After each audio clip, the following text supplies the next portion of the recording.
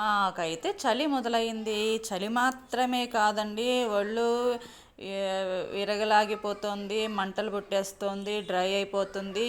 Even చూసారా, జుట్టు కూడా ఎంత మ్యాగ్నెటిక్ లాగా దువ్వెనకి అంటుకుంటుందో.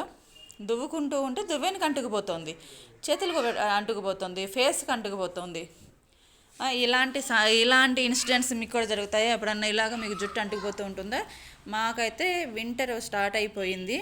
అసలు ఉండలేకపోతున్నాం అనమాట. డే అయినా నైట్ అయినా చలేస్తుంది, ఎండ వస్తున్నా కూడా ఎండలో కూడా చల్లగానే ఉంటుంది.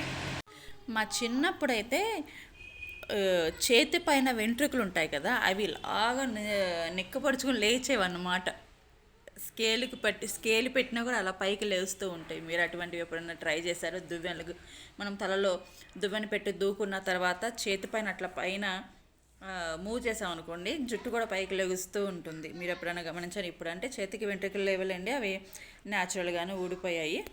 నేను వ్యాక్సిన్లు అవి ఏం చేయించుకోను. చేతులు కూడా అట్లా అంటుకుపోయాయి అనమాట. ఇవి నాకు గుర్తొచ్చింది, అందుకని అది నేను సరదాగా క్యాప్చర్ అయితే చేశాను.